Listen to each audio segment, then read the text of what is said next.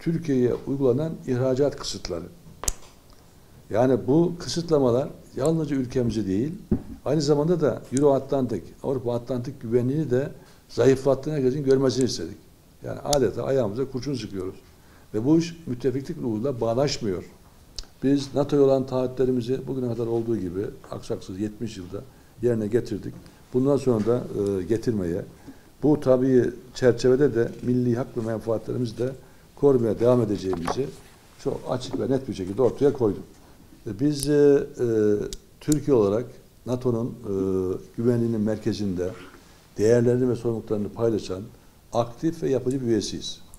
Biz NATO'nun genişlemesi konusunda hassasiyetlerimize gösterecek saygı oranında anlamlı ve önemli buluyoruz. Ve tabii bu NATO'nun kuruluş ilkeleri çerçevesinde ve gerçek müttefiklik ruhu da neyi gerektiriyorsa ona göre yapmak lazım.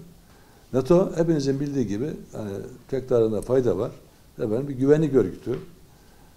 En büyük, en geniş mücadele alanlarından biri de küresel terörizm. Bunda şüphe yok. NATO'nun kuruluş ilkeleri bölgesel ve küresel istikrar ve güvenlik için terör örgütlerinin her türlüsüyle mücadeleyi gerektiriyor. Ve bu konuda da işbirliği ve dayanışmayı şart koşuyor. Yani bu NATO'nun temel dokümanlarında, NATO'nun geleneklerinde, NATO'nun çalışma esaslarında var olan bir husus. Ve birden çok terör örgütüne karşı mücadele eden tek NATO ülkesi de Türkiye. Yani biz şimdi Suriye'nin kuzeyinde, Irak'ın kuzeyinde teröristlerle mücadele ederken tamam biz ülkemizi koruyoruz, vatandaşlarımızı koruyoruz, doğru. Fakat aynı zamanda o teröristlerin herhangi bir şekilde Avrupa'ya da sirayet etmesini önlüyoruz. Bunun da görülmesi lazım. Bu konuda biz tarafların, dostlarımızın, müttefiklerimizin duyarlı olmasını kendilerine hatırlattık, ifade ettik, ifade etmeye devam edeceğiz. İttifak üyesi bir ülkeye saldıran asker, polis, sivilleri şehit eden buna tehdit oluşturan yani terör örgütünü, teröristleri görmezden gelen bir anlayış gerçekten dostluk ve ittifak ruhuyla bağdaşmaz. Yani bunun da herkes tarafından görülmesi lazım. Bu İsveç ve Finlandiya'nın terör örgütlerine siyasi, finansal, silah desteği yapan, olayı söyleyeyim bir terör yuvasına dönüştüren NATO için de bir tehdit bu. Dönüşmesi.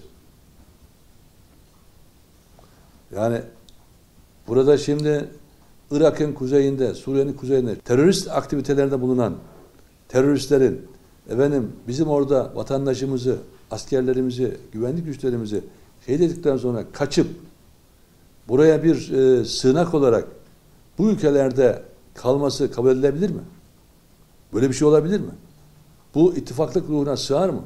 Böyle müttefiklik olur mu? Bir de tabii burada her şey açık ve net, somut. Ve bunları biz kanıtlarıyla, belgeleriyle muhataplarımıza takdim ettik, sunduk. Nedir mesela? Bu bir tank savar silahı var. AT-4 diye hepinizin bildiği. Ya bunlar işte oradaki yapılan aramalarda, oradaki yapılan çatışmalarda ortaya çıktı, çıkmaya devam ediyor. Ya bunları koyduk belgeleriyle, resimleriyle, fotoğraflarıyla, seri numaralarıyla. Terör örgütlerine her türlü desteği verip ondan sonra da ortak savunma örgütünde yer almak için müttefik olarak talepte bulunmanın biz tutarsız olduğunu Türkiye'ye karşı silah ambargosu savunma sanayinde. Ya biz taraftan güçlenelim, kuvvetlenelim. Türkiye'ye karşı, NATO'ya karşı, her türlü tehdit ve tehlikeye karşı bir olalım, beraber olalım diyoruz. Fakat diğer taraftan da Türkiye'ye karşı silah ambargosu. Fakat bunun yanı sıra da terör örgütlerine karşı da sınırsız destek. Diyelim ki bu arkadaşlar, bu ülkeler ittifaka dahil oldular. Bu 5. madde gereği ittifak sizi koruyacak. Türkiye'de bu ittifakın üyesi olmaktan dolayı sizin korumanıza, savunmanıza katkı sağlayacak. Fakat terör örgütü sizin müttefikiniz Türkiye'ye karşı silah kullanırken, saldırı yaparken siz diyeceksiniz benim bunlara yapacak bir şeyim yok. Ya bu gerçekten akıllara ziyan. 15 gemimiz var limanlarda. Bunlar da tahıl ve hububat nakli için bekliyorlar. Bu konular konuşuldu ve bu konuda sadece dünkü yaptığımız konuşmalar vesaire sınırlı değil, gerçekten çok yoğun bir şekilde bir diplomasi trafiği, görüşme trafiği devam ediyor. Önümüzdeki günlerde biraz daha olayları biz hızlı geliştirme fırsatı bulacağız ve bizim şu anda yapmaya çalıştığımız şey Rusya, Ukrayna, Birleşmiş Milletler, Türkiye toplantısını yapmak suretiyle bu işin süratle çözülmesini sağlamak. Bu Birleşmiş Milletler'in bu konuda bir planı var.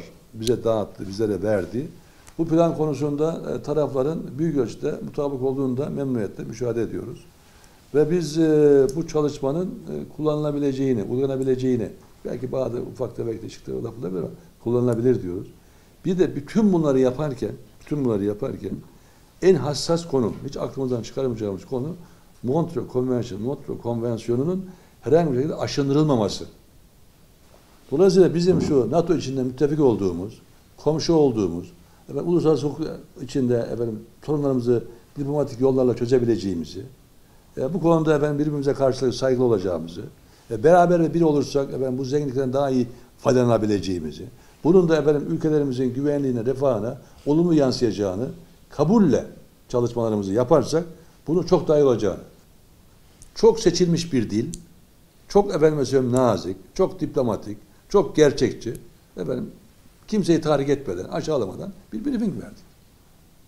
Ve özü şu, sorun var mı Türkiye ile Yunanistan'da? Var. Ne yapacağız? Çözelim. Konuşalım, çözelim. Ne var? İstişari görüşmeler var. Ne var? Deconfliction var. Ne var? Conflict building measures var. Güven ve güven artırıcı önlemler var. Buyurun, 3 tane kanal var. Bunları konuşalım, görüşelim. Problemlerimizi çözelim.